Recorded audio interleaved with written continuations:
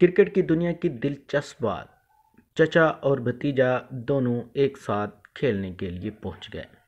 और उस पे बड़ी ज़बरदस्त बात यह है कि चचा और भतीजा ने एक साथ ही बैटिंग की है। आपको बताते चले, पाकिस्तानी क्रिकेट टीम में बहुत ही अहम तरीन बात सामने आई है, जिसमें चचा और भतीजा दोनों एक साथ खेलने के लिए पहुंचे। चचा कौन है और भतीजा कौन है, ये आपको बताने जा रहा हूँ। जिसमें आपको ये बताना चाहता हूँ कि शोएब मलिक, जो कि चचा हैं मोहम्मद हुरैरा और शोएब मलिक ने एक साथ ही बैटिंग की है।